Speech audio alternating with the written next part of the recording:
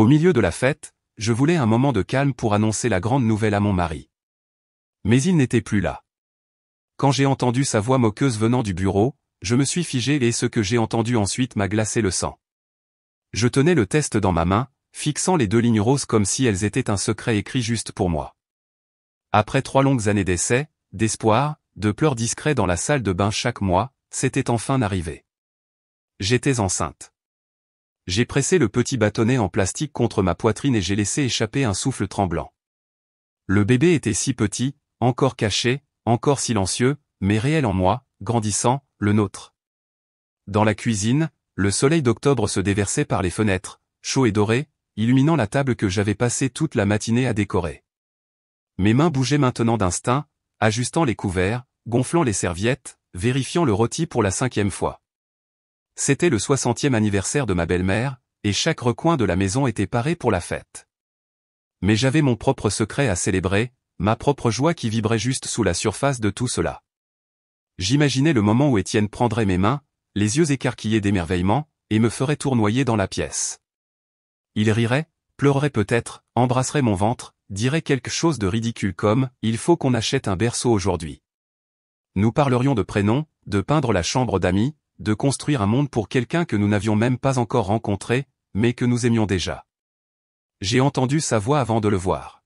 « Chérie, tu es là. » Dans la cuisine, ai-je répondu, en remettant le test dans la poche de mon jean, ma voix trop enjouée, trop désinvolte.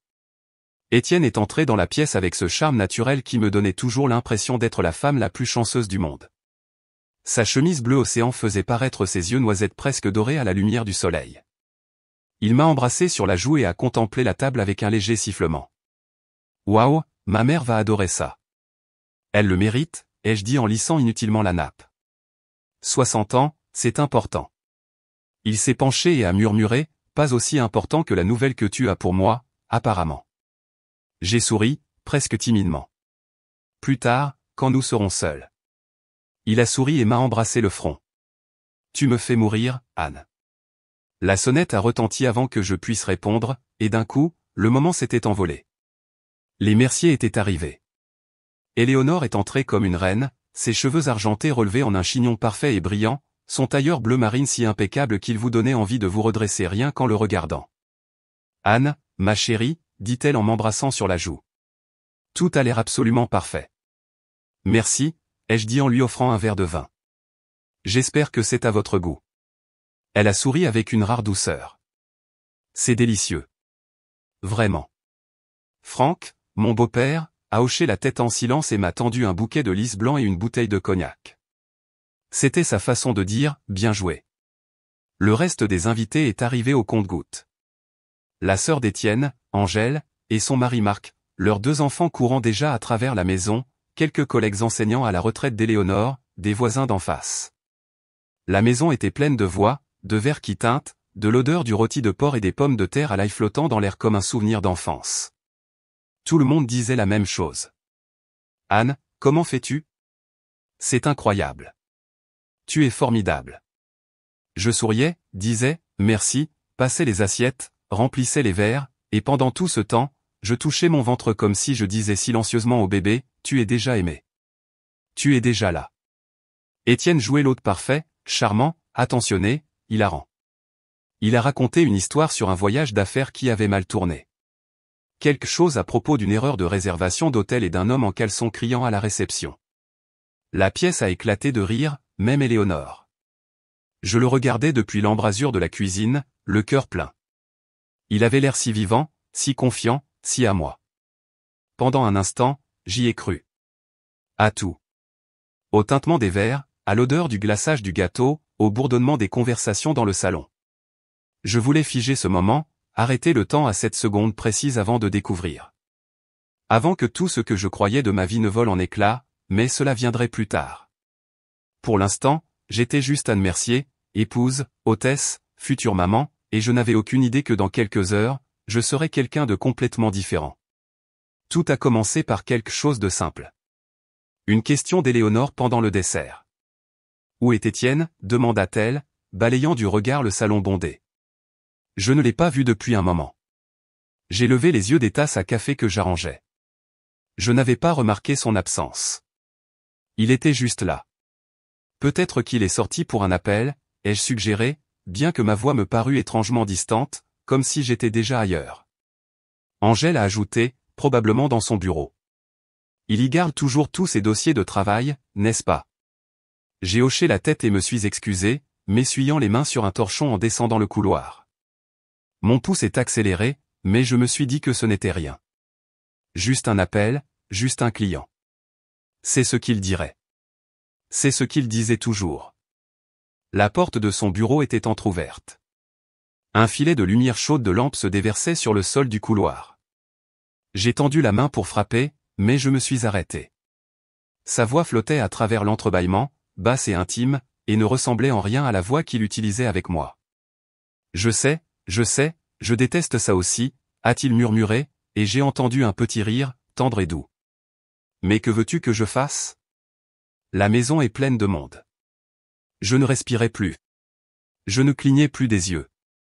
Ma main planait au-dessus de la poignée de porte. Je ne peux pas simplement partir. C'est l'anniversaire de sa mère. Ça ferait mauvais genre, même pour moi. Une pause, puis un rire. Non, bien sûr qu'elle ne sait pas. Anne croit tout ce que je dis. Comme une horloge. Mon estomac s'est noué. Il a continué. Je le lui dirai bientôt. Encore quelques semaines. Laissez la poussière de la fête retomber. Ensuite, je dirai que ça ne marche plus entre nous. Que ce n'est la faute de personne. Que nous nous sommes éloignés. Tu sais, le baratin habituel pour un atterrissage en douceur. J'ai reculé d'un demi-pas, une main sur ma poitrine. Franchement. Elle pense encore qu'on va avoir un bébé, dit-il, suivi d'un rire cruel. La pauvre, elle est probablement en train de prévoir des prénoms.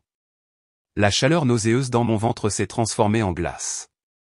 Elle est gentille, ajouta-t-il d'un ton moqueur. Mais elle n'est pas toi. Elle est douce, prévisible. Elle pleurera, suppliera peut-être, mais elle finira par lâcher prise. Je me suis éloigné de la porte comme si elle m'avait brûlé. Je n'ai pas entendu le reste. Je ne voulais pas. Le couloir a basculé sous mes pieds. Mes jambes sont devenues liquides. J'ai à peine atteint notre chambre avant que les larmes ne viennent. Silencieuse, incontrôlable, sauvage. Je me suis agrippé au bord de la commode, haletant comme quelqu'un qui se noie hors de l'eau. Chaque souffle était une trahison. Depuis combien de temps cela durait-il? Des mois? Plus longtemps? Et Mathilde, était-ce son nom? Celle des textos. Celle à la robe rouge, au parfum que j'avais senti sur son manteau une fois et que j'avais cru quand il avait dit que c'était de la bise d'une collègue. Les points se sont connectés. Trop vite, trop clairement, et soudain, je ne pouvais plus ne pas les voir. Dans la poche de mon jean, le test de grossesse appuyé contre ma jambe. Je l'ai sorti et l'ai regardé. Les deux lignes roses me fixaient comme une blague cruelle. Comment étais-je censé lui dire maintenant? Comment pouvais-je dire que nous allions être parents? À un homme qui prévoyait déjà de partir, à un homme qui me pensait faible, prévisible, jetable. J'ai entendu son rire venant du couloir. Entendu des verres teintés. Le bruit d'un gâteau qu'on coupe. La vie qui continue. Ignorante, alors que la mienne se fendait en deux. Je me suis lavé le visage, j'ai serré les dents pour retenir le cri qui montait dans ma gorge. Je me suis regardé dans le miroir, une femme essayant de garder sa contenance. Puis j'ai souri, juste assez largement pour que ça passe. Au moment où je suis retourné dans le salon, Étienne était réapparu, charmant comme toujours, tenant Salon comme si de rien n'était. Son bras a frôlé le mien en passant, et il a murmuré, « Ça va ?» J'ai hoché la tête. J'ai menti, parce que la vérité était que je n'avais jamais été moins bien de ma vie. Cette nuit-là, après le départ du dernier invité et le doux bourdonnement du lave-vaisselle dans la cuisine, Étienne a enlevé ses chaussures et s'est laissé tomber sur le canapé comme un homme qui venait de gagner quelque chose. Il a desserré sa cravate et a tapoté la place à côté de lui. « Viens, dit-il. Assieds-toi. Tu as couru partout toute la journée. » Je me suis assise, mais seulement parce que mes jambes n'avaient toujours pas cessé de trembler. Il m'a souri. Le même sourire qu'il avait offert à Éléonore plus tôt quand elle avait complimenté le vin. Le même sourire qu'il utilisait en racontant son histoire ridicule d'hôtel. Le sourire qui me semblait autrefois un foyer. Alors, dit-il en me poussant la jambe de manière enjouée, c'est quoi cette grande nouvelle? Je l'ai regardé, son visage familier, et j'ai eu l'impression de voir un étranger portant un masque que j'avais autrefois aimé. Ma main est allée instinctivement à la poche où le test avait été plus tôt. Je l'avais sorti et caché sous l'évier. La preuve de ma joie, maintenant un secret que je ne savais pas comment partager. Je te le dirai demain, ai-je dit, réussissant un sourire doux. Je suis épuisé. Ses sourcils se sont froncés de légère déception, mais il a haussé les épaules. D'accord, je vais patienter.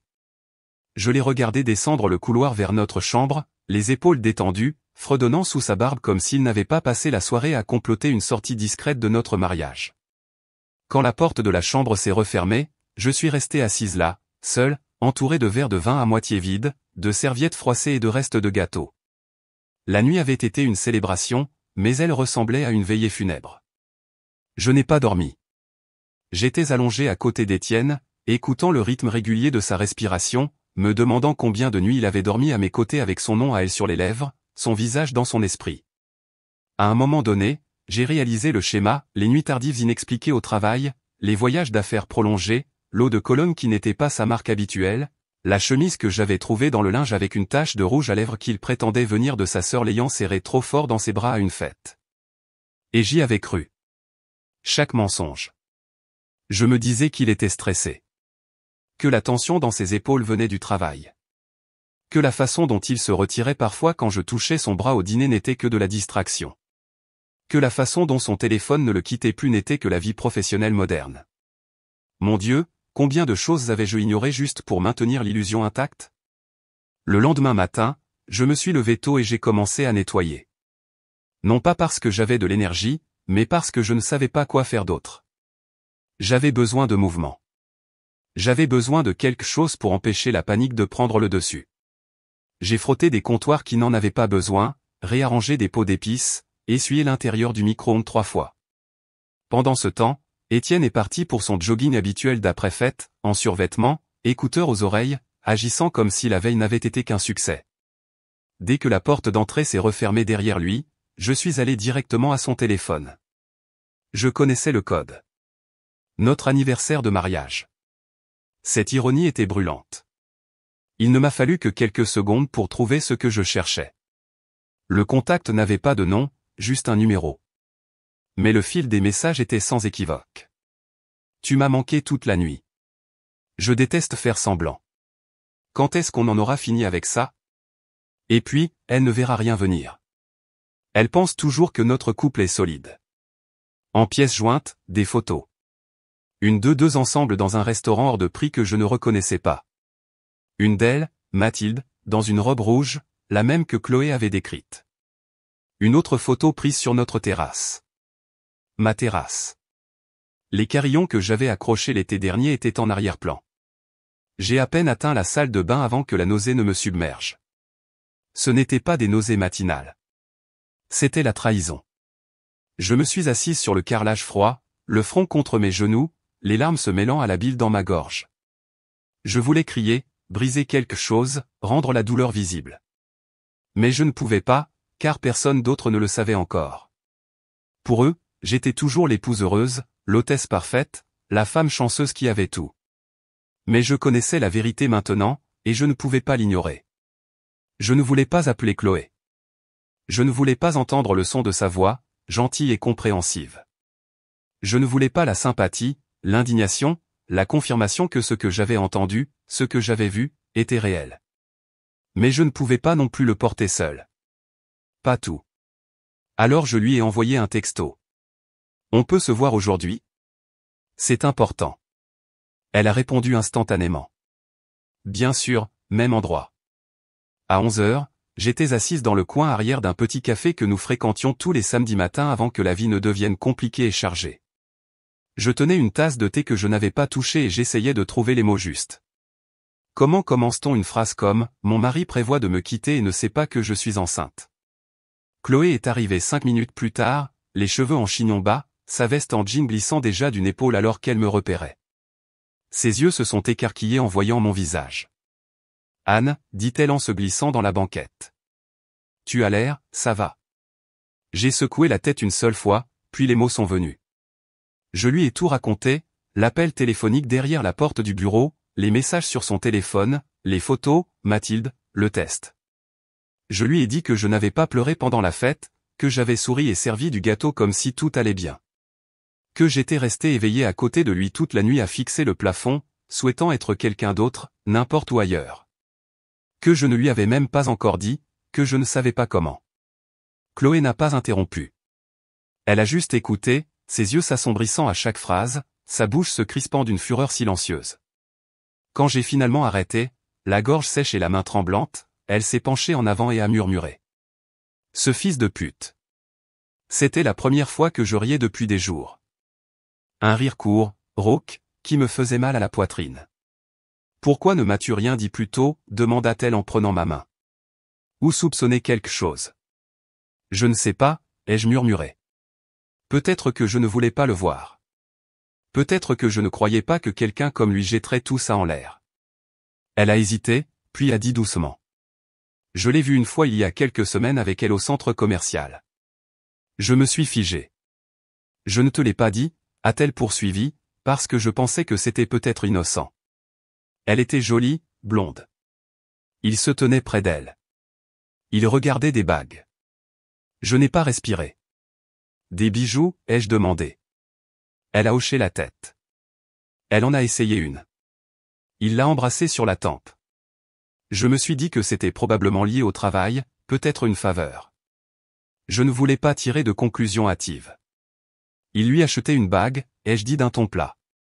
Il prévoit de l'épouser après avoir divorcé de moi. Chloé a pâli.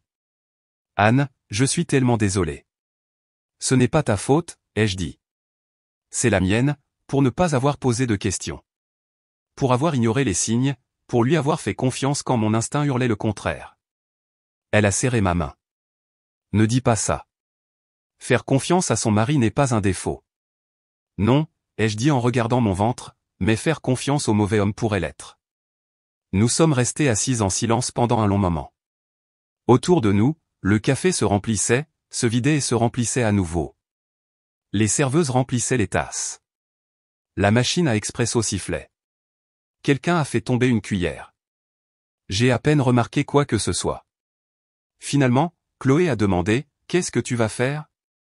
Je l'ai regardé dans les yeux. Ma voix n'a pas tremblé cette fois. Je vais voir un avocat. Bien, dit-elle. Et pour le bébé? J'ai posé une main sur mon ventre. Je le garde. Tu ne seras pas seul, a dit Chloé fermement. Quoi que tu aies besoin, je suis là. Je l'ai cru. Et pour la première fois depuis que le monde s'était fissuré, j'ai senti quelque chose d'inconnu vaciller en moi. Pas la rage, pas le chagrin. La force. Peut-être que je n'avais pas à survivre à ça seul après tout. Mais même si je le devais, je le pouvais. J'ai passé l'après-midi à préparer le dîner, non pas parce que je voulais cuisiner pour Étienne, mais parce que j'avais besoin d'un décor, d'une scène, d'un endroit où poser la vérité et la laisser parler d'elle-même. J'ai préparé son plat préféré, un steak au beurre maître d'hôtel.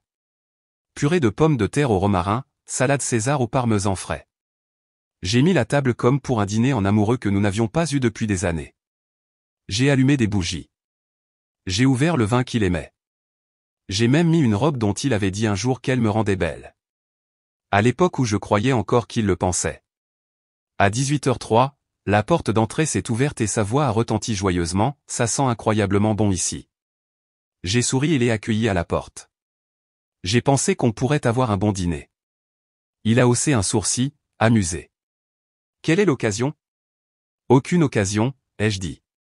Juste nous. Il m'a embrassé sur la joue et s'est dirigé vers la salle à manger, fredonnant en se versant un verre de vin. Waouh, dit-il en regardant la table. Ça a l'air incroyable, chérie. Je me suis assise en face de lui. De rien. Nous avons mangé principalement en silence. Je l'ai laissé parler du travail, d'un client ennuyeux, d'un collègue qui ne répondait jamais aux emails à temps. Il m'a demandé une fois si j'allais bien. J'ai souri et dit que j'étais fatigué. C'était tout ce qu'il avait besoin d'entendre. Il n'a jamais redemandé. Après le dessert, il a tendu la main vers son verre de vin, mais je l'ai arrêté. Étienne, ai-je dit doucement. Nous devons parler. Il s'est figé juste une seconde, puis a reposé son verre, ses doigts se resserrant sur le pied. De quoi? De nous. Il s'est légèrement penché en arrière, son expression sur ses gardes. D'accord, qu'est-ce qui se passe? Je n'ai pas répondu tout de suite. Je me suis levé, j'ai contourné la table et je me suis assise à côté de lui. Je le voulais prêt. Je voulais voir ses yeux quand le masque tomberait. Je sais, ai-je dit. Son front s'est plissé. Savoir quoi? Je sais pour Mathilde. Sa mâchoire ne s'est pas décrochée. Il n'a pas haleté. Il a juste cligné des yeux une fois, lentement. De quoi tu parles? J'ai entendu ton appel téléphonique pendant la fête, ai-je poursuivi. J'ai lu les messages. J'ai vu les photos. Tu peux arrêter de faire semblant maintenant. Une longue pause. Puis, doucement, depuis quand sais-tu? Depuis l'anniversaire de ta mère, ai-je dit. Joyeux anniversaire. Il s'est passé les mains sur le visage, a expiré et a regardé le sol. Je ne voulais pas que ça se passe comme ça. Mais tu voulais que ça se passe. Il a levé les yeux vers moi, plein d'un mélange de honte et de résignation. Oui. Est-ce que tu l'aimes? Silence, puis un hochement de tête. J'ai dégluti difficilement. Ça ne faisait pas aussi mal que je le pensais. Peut-être parce que la douleur s'était déjà installée. Peut-être parce qu'une partie de moi le savait depuis le début. Et moi, ai-je demandé. M'as-tu jamais aimé? Il m'a regardé alors. Vraiment, a-t-il regardé? Oui. Je tiens toujours à toi, Anne. Mais pas assez pour rester fidèle. Pas assez pour être honnête. J'allais te le dire, dit-il. Je ne voulais juste pas te faire de mal. J'ai ri, un rire amer et froid. Trop tard. Il a tendu la main vers la mienne, mais je l'ai retirée. Il y a autre chose, ai-je dit. Je suis enceinte. Ça l'a atteint. Sa tête s'est tournée brusquement vers moi, les yeux écarquillés. Quoi? Je l'ai découvert le matin de la fête, ai-je dit. J'allais te le dire avant de découvrir qui tu étais vraiment. Il s'est levé et a commencé à faire les 100 pas, tu es sérieuse? J'ai hoché la tête. Il s'est passé les deux mains dans les cheveux. Oh mon Dieu, ça change tout. Non, ai-je dit. Ça ne change rien. Il s'est arrêté. Anne. Je garde le bébé, ai-je dit calmement. Et je demande le divorce demain. Sa bouche s'est ouverte, puis s'est refermée. Je t'ai donné 5 ans de ma vie, Étienne, ai-je dit. Et je t'en aurais donné 10 de plus, mais tu t'es donné à quelqu'un d'autre. Tu as fait ton choix. Il s'est assis lentement, comme si le poids de ses mensonges s'était finalement abattu sur ses épaules. Je ne pensais pas que ça irait aussi loin. Si, ai-je murmuré. Et maintenant, c'est fini. Il n'a pas discuté. Il a juste hoché la tête. Et dans ce silence, j'ai senti quelque chose bouger en moi. Pas se briser, pas s'effondrer. La force. Étienne a fait un sac cette nuit-là. Pas tout, juste le nécessaire. Quelques chemises, une paire de chaussures, son ordinateur portable. Il a dit qu'il reviendrait pour le reste quand les choses seraient moins tendues. Je n'ai pas discuté. Je n'ai pas crié. Je n'ai pas jeté ses vêtements par la fenêtre comme une femme dans un film l'aurait fait. Je suis juste resté à la porte et j'ai regardé l'homme que je pensais connaître s'éloigner sans se retourner.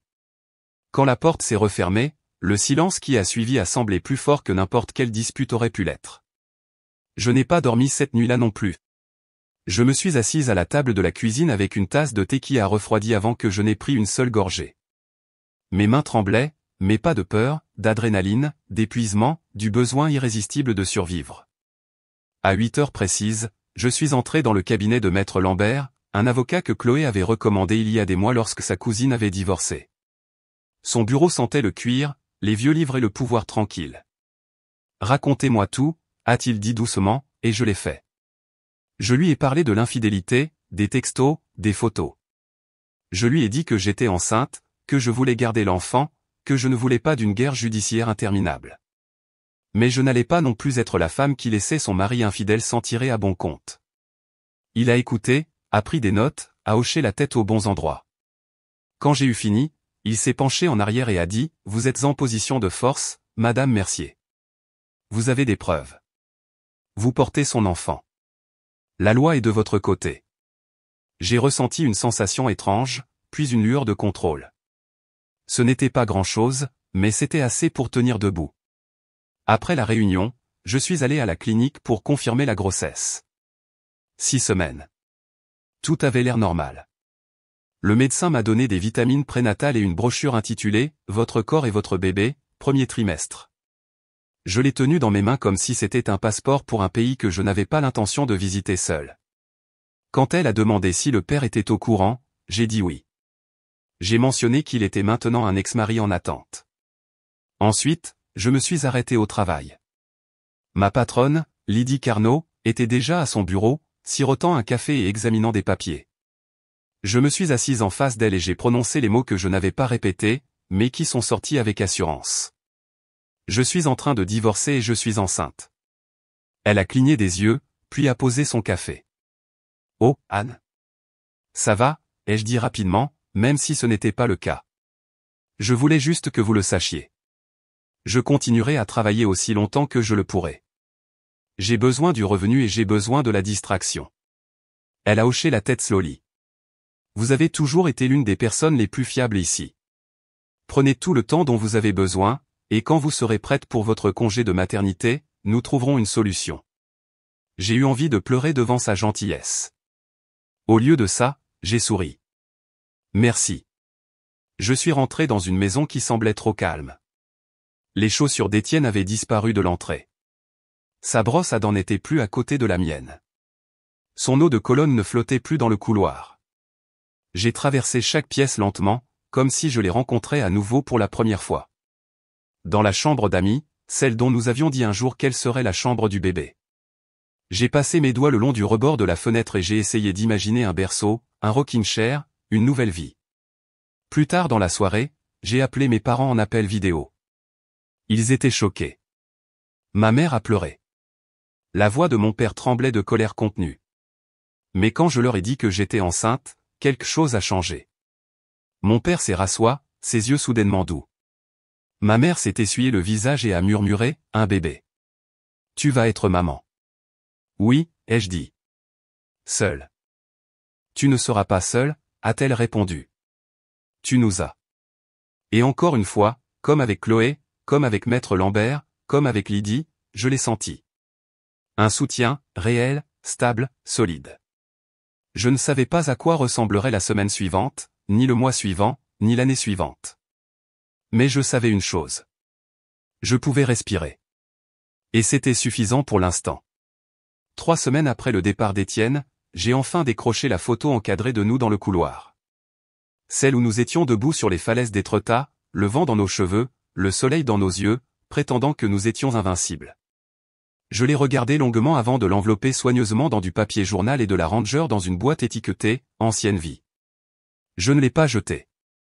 Je n'en étais pas encore là, mais je n'en avais plus besoin sur le mur. Les jours sont devenus un rythme. Je travaillais. Je cuisinais. J'allais à des rendez-vous. J'ai commencé un journal. Pas le genre où l'on écrit ses sentiments avec des fleurs dans les marges, mais un où j'enregistrais les symptômes, les envies, les rêves étranges, les idées de prénoms de bébé et des notes pour la petite vie qui grandissait en moi. C'est toi la raison pour laquelle je me lève quand je n'en ai pas envie, ai-je écrit un soir. C'est toi la raison pour laquelle je ne me suis pas effondré. Mon corps a commencé à changer. Subtilement au début, une taille plus serrée, une faim plus profonde, une fatigue qu'aucun café ne pouvait guérir.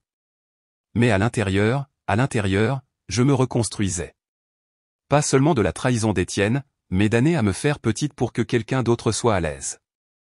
Des années à me replier pour que son ego puisse s'étaler. Maintenant, je me dépliais. Chloé m'a aidé à vider ses affaires. Elle n'a pas posé de questions, a juste apporté des sacs poubelles et de la détermination. Tu veux brûler ça, a-t-elle plaisanté en tenant un de ses sweatshirts d'université. J'ai ri. Tentant, mais non, déposons-le simplement à Emmaüs. Laissons quelqu'un d'autre se réchauffer les bras avec ce que j'ai dépassé. Nous avons travaillé principalement en silence, avons mis des livres en carton, jeté de vieux rasoirs, frotté la salle de bain comme si nous effacions sa présence. Quand nous avons eu fini, la maison semblait plus légère, plus aéré, comme si je pouvais enfin m'entendre penser. Cette nuit-là, j'ai allumé une seule bougie et je me suis blotti sur le canapé avec un bol de soupe et un livre pour bébé que Chloé m'avait offert. Vous êtes plus forte que vous ne le pensez, disait la première page. Et pour une fois, je l'ai cru. Étienne a essayé de me contacter 2 fois. Une fois par SMS, on peut parler? Tu me manques. Je n'ai pas répondu. La deuxième fois, il s'est présenté à la porte. Il pleuvait. Il avait l'air trempé, débraillé, comme un homme qui avait perdu son scénario. Je veux juste parler, a-t-il dit. Non, ai-je répondu, calme et stable. Tu ne veux pas. Tu veux te sentir mieux. J'ai fait une erreur. Tu as fait un choix, l'ai-je corrigé. Maintenant, vis avec. Il a regardé par-dessus mon épaule vers le couloir, s'attendant peut-être à voir une trace de son ancienne vie. Les chaussures, les photos, la femme qui disait oui trop facilement. Mais cette femme n'était plus là. J'espère que Mathilde en valait la peine, ai-je dit doucement, puis j'ai fermé la porte. Je n'ai pas pleuré après. Je me suis assise, j'ai plié une lessive et j'ai mis de la musique douce pendant que je faisais une liste de courses. Pas parce que je n'étais pas en colère.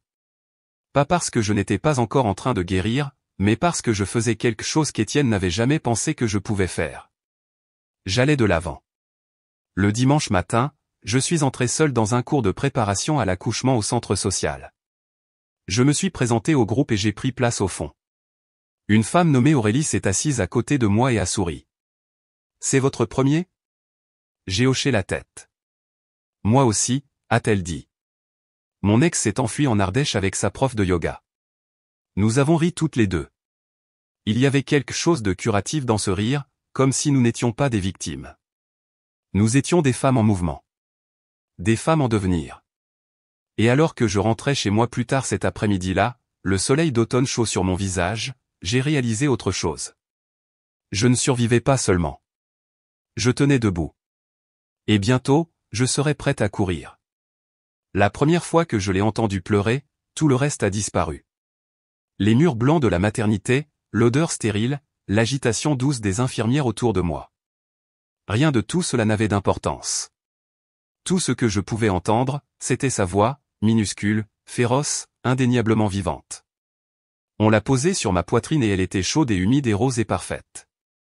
Je l'ai regardée, cette petite âme qui avait grandi silencieusement en moi à travers des mois de chagrin et de changement, et j'ai murmuré, « Salut, mon bébé. Il n'y a plus que nous maintenant. » Et c'était suffisant. Je l'ai appelée Clara Louise. Clara parce que cela signifie brillante, claire. Et c'est ce qu'elle était pour moi, la clarté après la tempête. Et Louise, simplement parce que c'est un prénom que j'ai toujours aimé. Chloé a été la première à venir me voir. Elle a apporté des fleurs, un renard en peluche et un thermos géant de soupe. Tu l'as fait, dit-elle, les yeux écarquillés de fierté. Non, ai-je répondu. Nous l'avons fait. Les puéricultrices ont dit que j'étais l'une des mères primipares les plus calmes qu'elles aient jamais vues. Je ne leur ai pas dit que c'était parce que j'avais déjà traversé le plus dur. L'accouchement n'était rien comparé à la trahison. Mes parents sont venus 2 jours plus tard. Mon père tenait Clara Louise comme si elle était en verre. Et ma mère a pleuré si doucement que je ne l'ai presque pas remarqué jusqu'à ce qu'elle m'embrasse le front. Je suis désolé pour tout ce que nous n'avons pas vu, a-t-elle murmuré. Mais je te vois maintenant. Je suis resté chez eux le premier mois. Non pas parce que je ne pouvais pas me débrouiller seul, mais parce que cela leur donnait une chance de m'aimer d'une manière que je ne leur avais pas permise auparavant. Et peut-être parce que j'avais besoin d'être aimé sans condition. Étienne a envoyé une lettre, sans adresse de retour, juste son écriture sur du papier crème. Je ne mérite pas d'être un père, mais si jamais tu veux qu'elle me connaisse, j'attendrai. Je l'ai lu une fois, puis une autre. Puis je l'ai plié et je l'ai glissé à l'arrière du livre de bébé de Clara Louise. Pas comme une invitation, mais comme un témoignage, un rappel que les gens font des choix, et que ces choix façonnent tout. Je n'ai jamais répondu. Nous sommes retournés dans ma maison cet hiver-là. J'ai peint la chambre de bébé en jaune. J'ai accroché de petites estampes de fleurs et de nuages et j'ai encadré une citation au-dessus de son berceau. Tu es aimé. Tu es en sécurité. Tu es désiré. Et je le pensais de chaque cellule de mon corps. Certaines nuits, quand Clara Louise ne voulait pas dormir, je parcourais le couloir avec elle blottie contre mon épaule, chuchotant des chansons que je me rappelais à peine avoir apprises. Je pressais ma joue contre la sienne et lui racontais des histoires, pas sur Étienne, mais sur la force, sur la joie, sur les commencements qui viennent après les fins, sur la façon dont elle m'avait sauvé sans même le savoir. J'ai recommencé à écrire, pas seulement des journaux cette fois, mais de vraies histoires sur des femmes qui trouvent leur voie, sur des mères qui se relèvent. J'en ai soumis une à un petit magazine en ligne. Ils l'ont publiée. Un mois plus tard, un autre éditeur m'a contacté, puis un autre. Les gens voulaient entendre ce que j'avais à dire. J'ai créé un petit coin d'écriture dans le salon, juste à côté du tapis de jeu de Clara Louise. Elle s'allongeait sur le dos et donnait des coups de pied pendant que je tapais. De temps en temps, je lui lisais une ligne juste pour voir si elle souriait. Elle le faisait toujours. Et les rares jours où je sentais la vieille tristesse revenir, la solitude, la douleur de ce qui avait été perdu, j'ouvrais la porte d'entrée, je sortais au soleil et je chuchotais, « Regarde ce que nous avons construit, mon bébé. » Juste nous. Clara Louise clignait des yeux vers moi, souriante et sans dents. Et je me rappelais que je n'avais pas seulement survécu. J'avais tout recommencé. Et dans cette vie calme et honnête, avec ses piles de linge et ses berceuses, ses biberons de 3 heures du matin et ses couchers de soleil de 18 heures, j'ai trouvé quelque chose qu'Étienne ne m'a jamais donné. La paix. Elle ne le sait pas encore, mais Clara Louise est ma rédemption. Et quand elle sera assez grande pour comprendre, je lui dirai. Ton père est parti, mais je suis resté. Tu n'as jamais été abandonné. Tu as été choisi, chaque jour, chaque minute, par moi. Parce qu'au final, elle est tout ce dont j'ai besoin maintenant.